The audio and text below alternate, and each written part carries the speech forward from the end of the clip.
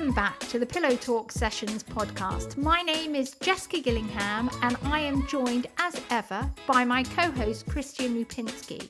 Today, Kristian and I are really excited because we've got Freya Richard, the Director of Operations and Leasing at Vertus, which is deep in the heart of Canary Wharf, London.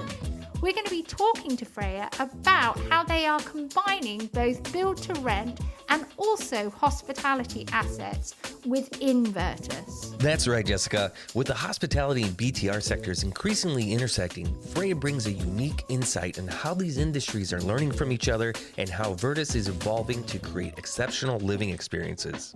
We can't wait to hear about the strategic moves Vertus is making as they launch their aparthotel brand, Vertus Edit, and of course the role of sustainability, technology, and community building in that journey. Hi Freya, thank you for coming onto the podcast and really great welcome to Pillow Talk Session. Really excited to have this conversation with you. And I did a tour of one of the Vertus buildings earlier this year. I guess it was probably in the springtime, and it was gorgeous. You know, it was a gorgeous building, very well thought through, very impressive. So ever since then, I thought, right, I knew this podcast was coming and I wanted to have you on to talk a little bit more about it. So welcome. Thank you for having me. I'm excited to be here. Yeah, it's great to have you, Freya, and I'm excited to talk about today's topic. However, before we start, I think we should give our audience just a brief background on you and a little bit what you're doing in your current role. Okay, so I call myself one of the OGs of Vertus, so I've been here since pretty much day dot. So back in 2019, I think I joined. At the time, there was just 3 others, and when we joined, there was literally nothing. We had no buildings, we had no systems, we had no processes, we had no teams. So it was an interesting time to join, but also quite an exciting time because we had the opportunity to literally set up everything from scratch. And myself and Alistair, who's the managing director, both coming from residential backgrounds, we had lots of ideas and things that we wanted to take into Vertus and pull through in Vertus. But my background previously was working for quite a well-known estate agency, predominantly working in that space, you know, institutional investors, build to rent, all that kind of stuff. But yeah, I came here to join what was a really exciting opportunity to do the first ever residential in Canary Wharf. So I couldn't really turn it down. But yeah, so my day-to-day role, I started when I joined as the head of leasing. So my main focus was primarily on sort of getting our first buildings leased and people in them and people loving living there. And then that sort of evolved into a director of leasing and operations role where I pretty much have a holistic view over the whole business, really. So that still covers the leasing side and the strategic piece of, you know, how we lease, how do we market it, how do we keep people, all the way down to the operational side. So everything from health and safety to how we operate the buildings, you know, are we in budget, coming up with new and fun solutions. That covers technology, my favourite subject. So yeah, I kind of touch on absolutely anything and everything, or I'll do my best to get involved in anything and everything anyway. Absolutely, and we will touch on technology in this discussion. But before that, can you give us a little bit, so you're in Canary Wharf, how many buildings is Vertus and how many units are you managing? So yeah, we're predominantly in Canary Wharf at the moment, but I suppose a reason why we call ourselves Vertus is sort of long term, we'd love to take ourselves out of Canary Wharf, but at the moment our focus is in the Canary Wharf estate, because obviously we have the luxury of owning the land that we have here and lots of opportunities here. As it stands, we have 3 buildings that are true build to rent buildings and sit under the Vertus brand, along with one other building that sits under our communities sort of element, which is a Section 106 requirement. So it's meeting affordabilities and a discount market rent product effectively. But in those 3 products, we've got 1,137 apartments. They range from studios up to 3 beds, as I say, across 3 different buildings, all of them pretty similar price points. There's 10 to 20% difference in some of them. One of them is pet friendly. One of them Newfoundland, which I think maybe Jessica, you came to tour, is our sort of what we call our flagship building, quite an impressive statement building that you can see from most places in London. But we've effectively tried to create those buildings and make them all feel and look quite different. At the time when we were launching those buildings, believe it or not, we were delivering them sort of months apart, which, 1,137 apartments going to the market all quite close together was a little bit daunting, although COVID had something to do with that and that never ended up happening. But we've tried to make all those 3 buildings look and feel quite different, which I think I can confidently say we've achieved. But yeah, so there's those three, and then we've got a few more in the pipeline as well. So we are growing. I think we're probably going to talk about it today, but we've got an apart hotel coming, and then we've got 2 more build to rent buildings coming, which is another 1,300 units in the build to rent side. So really exciting time for us. Yeah, no, it sounds really exciting. Yeah, very exciting time. Going from 0 to over 1,000, another 1,300. I mean, that must be pretty exciting from your side to see how that's evolved. Today we're talking a bit about build to rent, but also about hospitality and how those two kind of have been converging. As these brands evolve and as these sectors evolve and people's needs and wants evolve. One of the questions that we have for you today is, how has hospitality and build to rent, sectors, how have they been influencing each other? And maybe you can provide us with a few examples of that. Yeah, I think for us, from when we set up the business initially, the buildings that we've built are particularly high end. The finishes of really high quality. We believe the place in which the buildings are, being on a private estate, have got got really big USPs. So we kind of knew from the get-go that these buildings needed to be quite elevated in the overall service delivery, and the obvious place to look is hospitality world and the hotel world, because that is all about service. And looking at what the other build to rent operators were doing in the industry, we knew we really had to elevate that element of it to be achieving the price points effectively that we were going after. So we took a lot of learnings from that. We've looked at hiring people from the hospitality background. We have 24-hour concierge in the building, which, to be honest, they are the heartbeat of that hospitality piece in the build to rent space. I think without them, those buildings would be a very different place. If you go onto Google or you go onto Home Views and read our reviews, 9 times out of 10 concierge are the ones that have been called out for their incredible service and their attention to detail and their personal touch and approach to our residents. And I think that's probably our biggest thing. But then sort of the next step down from that is then around, we've always said from the beginning, we're not renting apartments. We're trying to sell a lifestyle. We're renting a lifestyle. We want to make your lives easier. And typically the renting world has had a bit of a stigma around, if you're renting, you can't afford to buy, but actually renting is predominantly people's first choice now. Yes, it is trickier to buy these days, but actually people are a lot more transient. They like the choice, they like the flexibility. And what we're trying to do is not just make that part of their life easier, because historically renting hasn't necessarily been an easy process, and there's been lots of stories of rogue landlords and all those kind of things. But we're also just trying to elevate that another step further, and taking all those learnings from the sort of hotel industry, where nothing's too much to ask. Anything you need, we can help you out. So we took things like, we looked at all the kind of things that landlords might historically have been a problem, things that landlords did that were problematic for tenants, and then try to sort of take those and do them differently. So for example, most landlords will say, don't paint your walls, don't hang pictures, do this, do that. Whereas we're saying, well, we'll help you hang your pictures, we'll help you paint a wall, we'll do those things for you so that you can have them, you can make this place feel like home.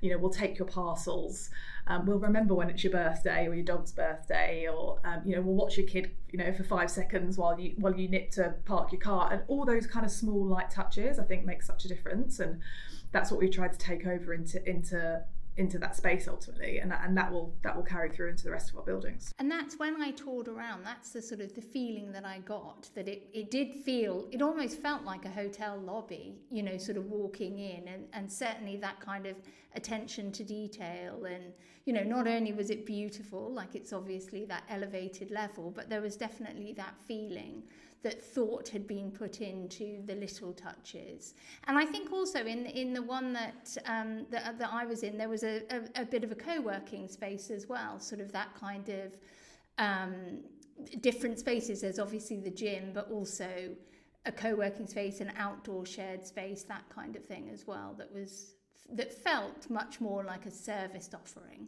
Yeah, absolutely. I mean, interestingly, when we built these buildings, it was all pre-COVID, so we didn't have co-working spaces. They were ultimately sort of lounge spaces, and then as we came out of COVID, those spaces sort of naturally transitioned into places that people wanted to work rather than relax. And actually subsequently from then, we've ended up converting some of our amenity spaces into true proper co-working spaces, because we recognise it's what people want. And again, a part of that sort of that service offering and making life easier, we recognise, to get the tenants that we're after and the type of people that are going to stay, we need to make those changes and be adaptable to what people are wanting. So I think that's probably a good example of where we're trying to be flexible about the service that we offer. So I think the thing with the service offering is that it's challenging. The expectations can be very challenging to make sure you deliver on that. So how do you approach that, the challenges there might be, sort of having that more service offering? Yeah, it's an interesting question, because I think sometimes it's about managing expectations with the residents as well. We try and create a much more elevated level of service, but there's also only so much that you can do within reason, within budgets and resource and time constraints. And what was actually interesting is that we found quite a lot of the time our concierge were going so above and beyond, probably more so than we would necessarily have sort of directed. But then it sort of set a bit of a precedent, and we're sort of saying, we need to be careful, because actually if we start doing these things for one person, we get all these lovely reviews, but then it becomes the expectation. So there is definitely that challenge with finding the right balance between what we do for the residents and what we don't do. And I think it's about working out what adds the most value for everybody, for both parties, really. Because also, every resident's different as well. Not every resident wants you to be that hands-on and that they're quite happy to keep themselves to themselves. So it is also about understanding your customer and making sure that we're getting that service level right for everybody. We interestingly did a piece of work called a tone of voice workshop, where we had a consultant come in, and they assessed our entire use of language, everything from sort of how we display the language on the websites, what language we use, and they looked at our communications, our emails, our help desk tickets. And he did this whole workshop and analysed all of our language, and then look at how we could improve it, and about how it then changes the overall experience. And the findings were fascinating, and it was all about that. A big part of it was about learning when to call someone sir and madam, and when to call someone Jane or Mr. whatever. And it's about, because it creates such a different feeling to that individual. But actually, some people don't feel comfortable being called by their first name, and other people want to be called sir and madam. And you do have to kind of do some learnings, but the outputs of that exercise were quite phenomenal. And part of it was going away, and Rob, who did it for us, he actually immersed himself in the buildings for 2 weeks. We attended the events, he spoke to other residents, and the feedback that he got from the residents was quite touching, because actually they talked about Vertus and about us as a landlord as their family. So they said that a lot of our tenants are international. They said, most of my family are outside of London. And when I come home, the concierge are like my family, because they remember my birthday and they know my name when I walk in the door, and they say hi to me and they ask how my day was. So that kind of, all that insight that we got from those residents, he then sort of produces into this tone of voice about how our tone of voice should make our residents feel. And that goes one step further into the point I touched on earlier about the historic problems between relationships, with the relationships between landlords and tenants, is that we need to have the total opposite of that. It can no longer be a landlord and tenant relationship. It should be a close friend relationship, where we're not using lots of jargon. We're using really friendly but informative language. So all these outputs were really quite fascinating, and we ended up training all the teams and all our concierge on that. And to me, that's an offshoot of service, right? It's how do we speak to our customers? How do we write the emails? How do we sign off the emails? Creating consistency in those sign-offs, all those kind of things. So I think that's one part of the service piece that I think we've looked at and tried to really tweak to get right. It's so interesting that, because tone of voice and language is such a fundamental part of brand, and people often think, brand is the visuals, or it's the things that you do, but actually the tone of voice, communication style, words are as important for brand as the colour scheme or whatever. It's such an interesting kind of area to really think about, because it is that relationship that you have with your customer. It's the most important thing that you have, is that relationship. Yeah, and it becomes quite fascinating when, you know, you end up pulling up a piece of correspondence that maybe we had sent out, and then the tweaks that you make. And, you know, for example, if you're sending out an email about, I don't know, heating outage or something, seeing what we've sent out and then seeing what this the guy from the Tone of Voice workshop sort of then tweet, just the difference is remarkable, and it's ultimately getting the same result, but it doesn't feel like a them and us relationship anymore. It doesn't feel like a landlord versus tenant. It's like we're all in this together and we're going to get it fixed for you, and it's a much more warmer approach, and it was quite a fascinating process. Yeah, for sure. You know, I did have one question. You know, when you're talking about, you know, tone of voice and things like this, you know, is there a specific, you know, resident that you have? Is there, you know, a specific demographic? You know, you mentioned a lot of international. You know, how do you work that out on, you know, how to communicate based on, you know, who your residents are? Yeah, it's a funny one. And I always say this whenever anyone asks me the question about demographic is, I think our demographic is very different to what we probably would have got had we not had COVID. Because when we launched, you know, 150,000 people came to the estate every day to, you know, work, visit, play, whatever it may be. And at the time we were launching, you know, just short of 1,100 units. And we sort of thought, well, we've only got to convert 1% of that, and, you know, job done, easy peasy, thinking that the majority of our customers would be people that were working here.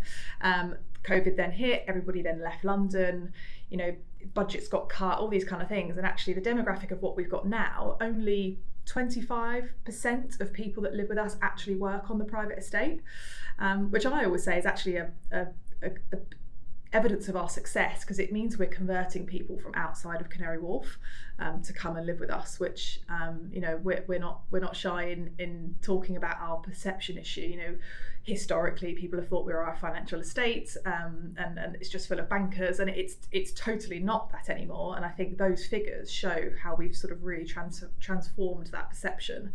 But to your question, we've got, like I said, 25% people sort of already work here.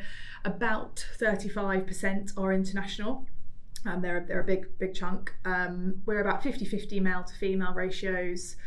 And in terms of the sort of the general demographic, they are typically, you know, professionals, single or professionals or couples. We have the odd family here and there, which was nice, probably more than we had initially anticipated. But yeah, I think probably a very different demographic than one we thought we were going to get. But I think a nice demographic, like, you know, a good mix.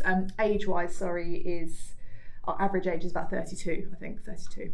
I think we should shift to brand evolution, because you brought it up in how you guys have changed, you know, going from COVID thinking one thing to where you guys have come now. Recently, you guys are introducing a sub-brand called Vertus for your aparthotels. I'm curious about, you know, what was the rationale behind this, you know, branding decision, and, you know, how do you see it fitting in the overall Vertus portfolio? I love talking about our brand, because I think it's one of the most exciting parts of what we've done. It's definitely been on a journey since 2019. But to give you the short version, I guess, obviously when we started, our one sort of MO, I guess, was that we never wanted to be like your typical property advertising. Without slating, you know, property advertising, there was just such a stereotype, and it was just such a standard way of doing property advertising, and we just didn't want to be that. We wanted to be different. And to my point earlier, we wanted to really showcase the lifestyle part of living with Vertus, not just, like, don't get me wrong, the apartments are credible and they sort of sell themselves, but we wanted to be able to showcase so much more than that. So Vertus in itself has been on a journey over the last sort of 4 years in terms of how we do that and how we demonstrate the lifestyle, as well as still, you know, demonstrating product, because product is important. But then we sort of faced a new challenge, I suppose, in the last year, where we're at the stage where we're going from 3 buildings to 5. And then we're adding in an aparthotel to the mix, and, you know, promoting or sort of explaining what Vertus is and the 3 buildings that you have on the website when it's just 3 buildings is not too difficult. You know, you can have a burger menu and you've got the 3 options. But when you get to 5, that entire customer journey and the navigation of the website and understanding things totally changed, because you've got, how does one person know which of the 5 buildings they want? How do we communicate that? How do we communicate the benefits of Vertus Plus, which is our sort of events and perks and spaces package? How do we communicate that? So it really gave us a lot to think about in terms of the overall brand. And then obviously bringing in an aparthotel into the mix, we really wanted to protect what Vertus was, because Vertus was ultimately a premium product in the market, which was all about service and incredible apartments. And whilst Vertus Edit still has all the sort of principles of Vertus and lovely products, they are ultimately a very different product. They are 378 studio apartments. They are sort of a trimmed back version, I guess, of what we have at Vertus, but the equity and the principles and everything that we've spent the last 5 years developing still exists. So you're still going to get that excellent customer service. You're still going to get the perks and the benefits of our Vertus Plus service, which I'll probably touch on. But so what we wanted to do was try and create another brand that didn't blur the lines of what Vertus is and what Vertus delivers or confuse it, but for anybody that understands what Vertus is, be able to appreciate that if they're going to Vertus Edit, they're going to get the benefits of Vertus, but just a slightly different product and a slightly different need. It's a totally different, audience type and demographic that are going to, in theory, going to be staying in the aparthotel. And we would like to think that the people that sort of go into that space will already know about Vertus, or at least in time will get to know about Vertus. And also the other part of keeping those 2 brands connected, but having a sub-brand, is about allowing the space for people to grow through Vertus. So in theory, you might have somebody that comes to Vertus Edit who is in a change in situation in their life, shall we say, maybe a divorce or moving house and it's not quite ready or whatever it might be. They can temporarily stay in there in the short term while they work out what they're going to do, and then they can come into they might then rent more longer term with us in Vertus, or they might go on to buy for our for sale products within the wider Canary Wharf group. So in the forefront of our mind has always been about how can we create a brand that allows for people to evolve within our brand and within our portfolio. So I suppose Edit is exactly that. It's an edited version of Vertus, but with all the equity and the great stuff that you get from Vertus. But doing both products, so both Kristian and I know hospitality really well, and hospitality's hard. Like it's a really hard business to do operationally, particularly. So how, and I believe do you already have some short stay product within the BTR brand as well? So you're already doing a little bit of that, I think. Is that correct? Like you have? Yeah, a little bit. So we sort of made a decision a few years ago to take a handful of our apartments, and we don't actually do it ourselves. We sub that out to a third party, but we took sort of 10 apartments within our buildings that were available on a short-term let, because we have always had a demand for shorter term, but ultimately our main principle of what we do at Vertus is about building communities, and you can't build communities if people are moving out every 2 weeks, 3 months, or whatever it might be. So our focus remains on the longer term stuff, but we also recognise that there was a market of people out there, predominantly in the corporate world, that because typically what happens if they are relocating, their company will put them somewhere for 2 weeks or 3 weeks or 2 months whilst they're sourcing their longer term accommodation. So we thought, well, why not try and tap into that market, and whilst they're there we then try and upsell them into Vertus to stay longer term. But yeah, we just felt like it was a good sort of opportunity just to offer another service effectively to another market that might give us insight into the corporate world initially, but we're not managing it ourselves, and we're not, because we know how operationally challenging that is, and again we don't want to move the team away from doing the job in hand, which is longer term, building communities and all that kind of stuff. So we have dipped our toes in, but only very slightly. So this will be our first step into the real world of hospitality, and it has already been an eye-opener for me and for the team, just in how different it is. It really is very different. So what have been the learnings? I think just it's more of those sort of logistical things that you just don't necessarily think of. Just the sheer volume of people moving in and moving out. So that our apart hotel, 3 and 15 West Lane is its name, and it's got 378 studio apartments. But if you think about, at the point that you get to full occupancy, that could be 100, 200 people moving out a day. It's a sizable hotel. It's very big. That is a sizable hotel. Yeah, and I'm yet to find another apart hotel that's this big, so I feel like I should get some kind of award for that. I don't know. But we'll so it's going to be, it's going to, that in itself, I being so used to, built to rent, where if you're at 100% occupancy, like wicked, you're pleased, but you're not having loads of people moving in and out every single day. We might in a busy period in summer, you might have 10 people moving in a day, and that's kind of it, and that's stressful. But then sort of getting your head around the fact, oh well, actually, yeah, if you're doing nightly stays, or if you're in a season where you're doing lots of nightly stays, you could have 200-300 people coming in and coming out. That is a lot of stuff to coordinate. That's a lot of questions. It's a lot of cleaning. It's a lot of suitcases. It's a lot of questions. It's so many things, and even that I hadn't quite considered. And then you're sort of like, well, hang on, how big is the lobby? Is the lobby big enough? And even more recently, we've added in a bathroom to the downstairs lobby, because there wasn't one. Because again, like, we hadn't necessarily thought of that in terms of the volume of people coming in and out that might be sitting and waiting for taxis, whatever it might be. So that was definitely one. And as you said, the volume of cleaning, working out, do you outsource your cleaning, do you insource your cleaning? We do a bit of a blend of both in our build to rent assets. So we have a couple of in-house cleaners and a couple of agency. But that's an interesting one, because you want to somehow manage the quality and the standards, but do you want, but that's a lot of people to hire. That's 15 plus people that you've got to hire, so you've got to consider the time to hire all those people and the problems that come with hiring. And so actually maybe agency is a better route, because you don't have to worry so much about that. It's somebody else's problem. So yeah, lots of things like that I think have been really interesting, and I think I've sort of just learned the hard way of thinking of things that we do in build to rent that would work over there, and then quite quickly realizing, well, actually, no, that doesn't work. We shouldn't do it like that. So yeah, it's been fascinating. I think we should talk a bit about, one of the most important aspects of your business, your residents. As our society changes, as we evolve as people, as these new generations come through, the sense of community, sense of belonging has become more and more important, instead of just a sense of a place to stay. So I'm curious, between the build to rent units and the Vertus Edit, what are the different ways are you building these communities? Is there crossover between those learnings?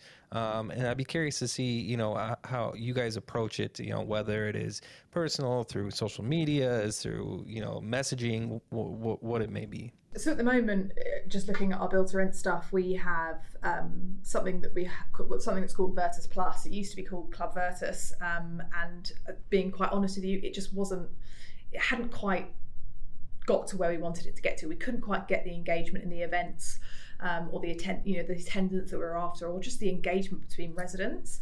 So we kind of went straight back to the drawing board and sort of rebranded or rethought the entire sort of Vertus Plus or Club Vertus offering, and came up with Vertus Plus, and sort of just redefined it to, one, make it a bit more forward, sort of future-proofing it. So we're planning events sort of now 2, 3, 4, 5, 6 months in advance, but we also then broke it down into pillars. So we now have pillars of types of events, so more so that residents know what's coming, they know what to expect. So those pillars are things like social, taste, educate, sustainability. And then, so for example, within taste, that's going to be a cooking class of some kind, or whatever it might be. So trying to create some structure behind that events program, so people are a bit more committed to coming, because they know what's happening in the future.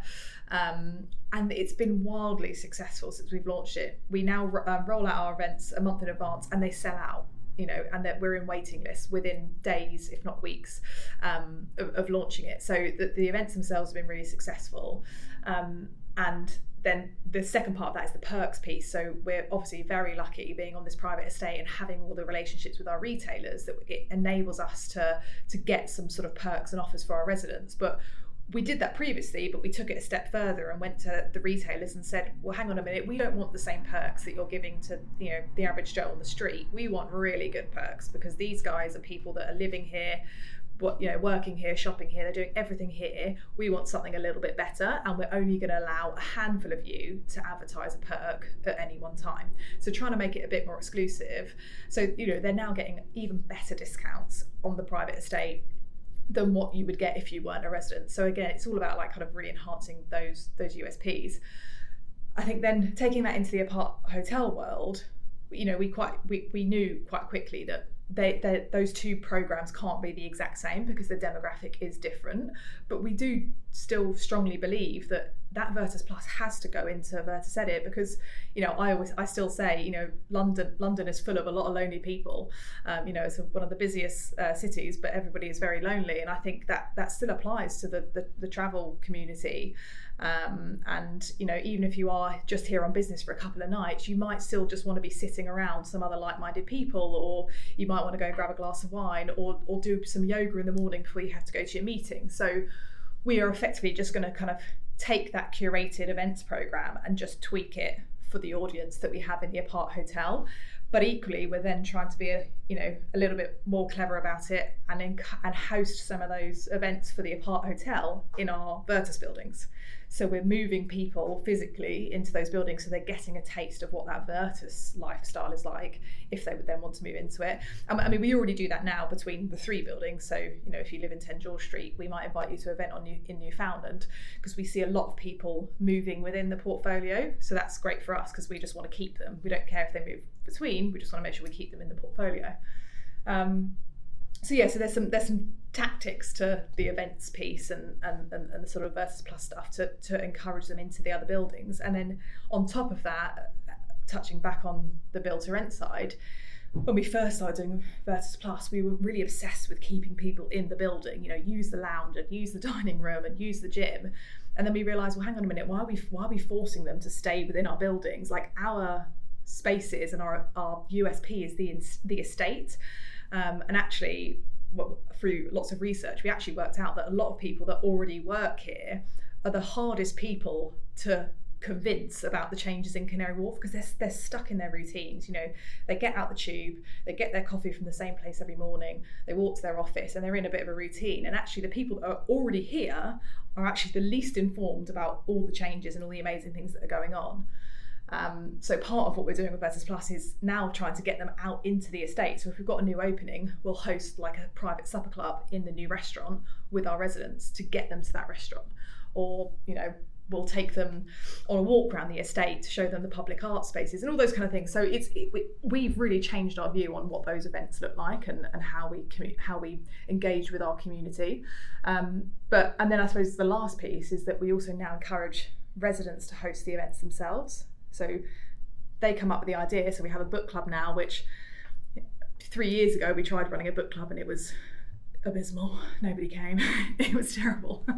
And then again, to sort of... I think that might be book clubs in general. They're quite hard to get. Not now. That today the Vertus Plus book club is one of the most popular clubs we seem to have in the buildings, and that's being run by the residents. So we started it off, we might chuck it a bucket of beer in the amenity space or something to entice them down there, but they run it themselves and it's really well attended. So, I think it's about being really agile with and listening to the feedback from the residents as to what do they want, what do they want to get out of living in the building, and then, trying to roll that out. And to your point, Kristian, on sort of how we communicate that, we have a residents app, which most people do, but that resident app is there to obviously communicate those events, advertise the events, and it also has those sort of social spaces within it to encourage residents to chat to each other. The sort of marketplace section of that app is wild. Everyone loves to sell stuff. And we should probably start taking some kind of commission because it's great. They're all selling furniture and PlayStations and so yeah. Have you got dating? Is there like a dating element to the online Vertus dating. We probably should. For those single, lonely people. We probably should. I think I actually have joked about that before, that we should do some kind of speed dating or something along those lines. But we have had lots of successful relationships. So we hosted a wedding in the building from a couple that got engaged in the building.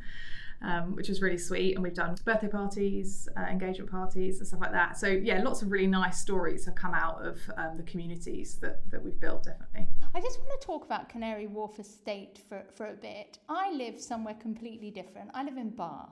You know, we're a historic, old town, city, you know, very, very different. I absolutely love when I visit Canary Wharf. I would love to have a period of time living there. Like, I really like it. As soon as you get off the tube and you go, you know, I really like the vibe of it and the way it is. It's completely different from where I live. But I can really see over the years how it's developed into a real kind of go-to destination, you know, not just the place for the bankers that, you know, years ago we might have thought.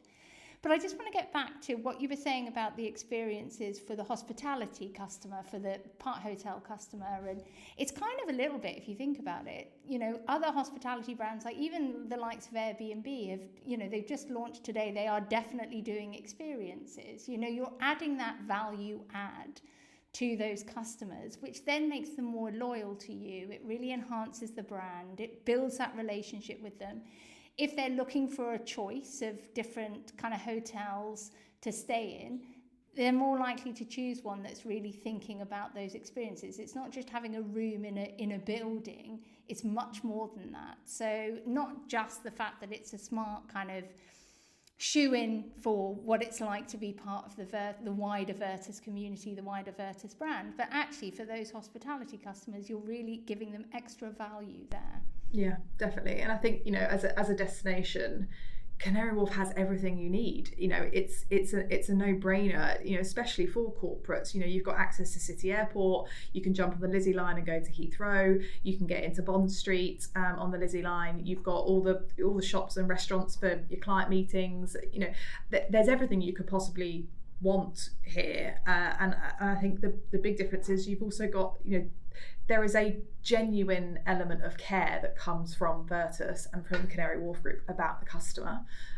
You know, we are in a very luxurious position where we are able to control everything that goes on in the estate, and trying to get that across to a customer is not the easiest thing, right? It's very hard to kind of explain that to somebody, but you know, we are a really involved landlord. If you want to categorize us as that, we're such an involved landlord, and we genuinely care about all those steps, and we're constantly looking at how do we improve you know, those relationships between somebody that might rent but then go to the shops, and somebody that might buy a flat and then work in the offices, so or just visit the estate. We genuinely think about those things all the time, and I would like to think that really comes through in what we're doing, and I think certainly once they get here, they get it. And you know, when we launched in 2020, I remember saying to my leasing team, you are going to have a bit of a battle to convince people to come and live in Canary Wharf. Nobody's ever lived in Canary Wharf before. You're going to have to convince them, but just get them here, because I think once they're here, it will sell itself, but you've got to get them here. And that's still our motto today, is just get people down here,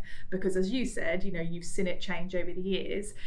You know, I still hear people say it today, oh, you know, Canary Wharf is this, that and the other, and I always challenge them and say, well, hang on, when did you last come? Because I guarantee you'll be very surprised if you come back. I've actually taken my kids there, sort of shopping for the day and just wandering around. You know, we had, in COVID actually, we had a week's holiday in London where you couldn't sort of go anywhere else, and we really loved it, just sort of wandering around. I'm just going to bring us to the topic of technology, because you stated first you love that. We know that you love that. And then when you were talking about the challenges of operationally, particularly the hospitality side, you know, all those turnovers, all of that. And you obviously have a resident app and a guest app, but how do you use technology in Vertus to kind of ease all those efficiencies, make your life easier, make that connection with guests and residents kind of work better? What kinds of things do you look at in your tech stack? So yeah, technology is my favourite subject, but it's such a complicated subject. I think there is still so much that can be done in the tech space, in the prop tech space. I don't think we've quite nailed it, or anyone's quite nailed it yet. Talking to the aparthotel, we had to effectively go out and source almost a whole new solution. So as a business, we have one centralized PMS system that we use across the whole of the Canary Wharf Group business, and that effectively acts as our single source of truth. So that's, as a starting point, I always have to try and make something work with that.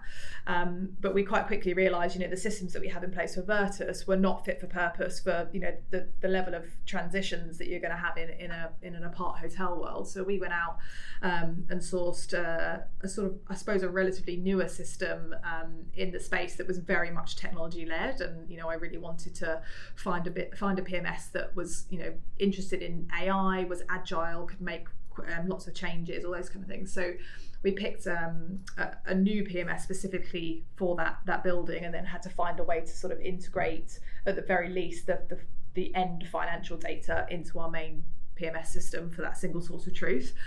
But that was quite an exciting bit of discovery and piece of work, because having been so heavily involved in the technology solutions from a build to rent and a PRS perspective, it was really interesting seeing what softwares and systems are out there. And I'd quite comfortably say, God, there's so much stuff in the PMS in the hotel world I wish we could just drag over and dump into the build to rent world, because it's screaming out for it. So it's definitely been quite eye-opening to see the capabilities and the automations and things like that are happening in that space. And then having to also think about housekeeping APIs and stuff that tap into that system, which we didn't have to think about in build to rent, but looking at how we integrate those things. And also just being fascinated by the number of APIs. So they have a marketplace. So Muse is the system that we started using for the apart hotel, and they have this marketplace where you can basically go shopping and sort of connect in with all these different things, which is great. But I think, as most people who've been involved in technology know, it does, having too many things in your tech stack can also become a little bit problematic. But I was quite fascinated by the number of solutions that they've come up with in the hotel world. And one that we saw was like a lost and found thing, and it was just literally, if a cleaner goes into a room and someone's, left their laptop behind, they can go onto the system, log what items been lost. It automatically notifies the person who was staying in the room, we found this item. It prints out a postage stamp thing or a slip, and then it orders a courier to come and collect the item and deliver it back to the person that booked. So just automating that, which, in a apart hotel of 378 rooms, I imagine lost and found is probably going to be quite a big issue for us, and we're going to have lots of things left behind that it's just a tie on your staff. So making that tiny little thing easier, fascinating. So we kind of went down a whole new journey from that perspective. But I suppose if we were to talk about challenges, it's then about, because we are a multifaceted business, and we're trying to keep to as few systems as possible, the piece on sort of compliance and critical compliance and all that kind of stuff, it's then trying to work out, well, actually that does need to sit in our main PMS systems. How do we then connect those things? And it's trying to get everything to link together when you're effectively now running two very different styles of business, and making sure that all sits in seamlessly within your sort of main tech stack. And then on the build to rent side, we've been on a journey there as well in terms of technology. And as I said, I just, we have not nailed it. I don't think anybody's nailed it yet in that space. I don't want to slate the products that are out there, and I certainly won't. There's lots of great things about a lot of the products, but there's still so much that I think can be done. And I suppose we technically do have a tech stack, but ultimately we have one core system with a few sort of integrations within it. But I think there's definitely more that could be done, and I actually think we should open up that conversation between the hotel world and the BTR world, and looking at the technology that's been created in that space and get it into build to rent, because it was screaming that there's so much crossover that I think would benefit both. I actually think that's across lodging, like service apartments, build to rent, short-term rentals, hotels. Like, there's very little crossover, which always astounds me, because there's been so much innovation in some of the sort of, certainly in the hotel space, but also in the short-term rental space as well. There's, just cloud, everything, so much kind of going on. if there's any developers listening to this conversation, there's your $1 million idea, guys. So make sure you credit us when you develop that software for that crossover. A brief question for you about technology. Are there like any emerging technologies that may be exciting or may enhance guest satisfaction, and whether it's keyless entry or it's those sensors that turn your heat on or turn your heat off when you're not in? Are there any things that you guys are looking at that maybe not right now, but in the future, could become part of the Vertus? Yeah, I think, so interestingly, we're actually going through a re-tender at the moment for our residence app. And that's been a really insightful experience, because we've been with the same app provider for the residence app since we launched, so 5 or so years. And we've gone out to sort of 6 suppliers and seeing how much that's evolved, in that space, and all the things that they've now developed and thought of and added into these softwares is great and really exciting, and solves so many problems, and I think will definitely enhance sort of the customer's overall experience. I think alongside that I do think there's lots out there. There's lots of really exciting things out there. So looking at the aparthotels, we've looked at, from a sustainability perspective, we've looked at some softwares that can, sense when people are in the rooms based on when they check in. So, if that room's empty for a couple of days, the heating will sit at a sensible level, and then it will kick in once somebody checks in. But it will also sense if they're physically not in that room, it will, power down things. Same for, light switches generally, again, having sensors. So if nobody's present in the room, the lights are turning off. So, saving, especially in an apart hotel setting where ultimately the landlord is taking those costs, we're, reducing those costs and our overall consumption. And then also in the build to rent side, we just installed Utopia through all 3 of our buildings, which is an ESG sensor. So that's not only going to give us insights into those apartments for things like humidity, and general usage and stuff, and help us also predict problems, because that is ultimately what every landlord wants, right? Is to predict before these problems arise. But also for the residents, a gamification of their usage. Sustainability is a hot topic. There's a lot of research out there at the moment around how sustainability is a key decision making point for some people when it comes to renting. So we can't ignore that. So those are sort of the first steps we're taking to try and tackle that, and that effectively allows for gamification of competing between buildings for your overall consumption, or being able to allowing us to push forward tips and tricks on how to reduce your consumption and things like that. So that's something we're looking at. Other than that, we've got all the obvious things like keyless entry and all those kind of things. I think it's a real fine line between overloading. My preference would be, let's get the basics absolutely nailed before we go wild on AI, right? I think AI is a fantastic, exciting thing in this space, but I still think there's a lots more that we can do with more of the sort of the basic procedures and tasks and things that we have to do to sort of nail that in the tech world and in the prop tech world, and then move into the AI space. But also keeping that balance of, I said it at the beginning, the concierge are the absolute stars of our show, and technology cannot replace that. So it's working out where there is a real need for that technology and where it's a people thing. For me, the ideal world is we bring in technology that allows our teams to give people more time. That's the ideal, I think. That feels like a perfect kind of summing up there. There's the technology, but of course the human interaction is really important as well for that service offering. Freya, it's been a really interesting conversation today, and a lot of really interesting points and really cool things that you guys are doing. So the final question for today, anything coming up that our audience should know about, anything exciting that you want to share before we wrap up today's conversation? I think, for me, our most exciting next steps are our next phase, so our next 2 build-to-rent buildings, and obviously the apart hotel sort of launching. I think also, just from a more wider perspective, the Canary Wharf estate is still evolving drastically. We are imminently launching our middle dock transformation, so our partnership with Eden, which effectively is creating this sort of incredible blue-green spine throughout the middle of the estate and connecting people with the water. That in itself off is a really exciting time for us, and we can't wait for that to launch. But also in Wood Wharf, where our future phases are currently launching, obviously that's still all in construction at the moment, but having looked at our future sort of videos and fly-throughs of those spaces, this is the first time we'll have retail really predominantly on the ground level. So all of our retail in Canary Wharf at the moment is underground.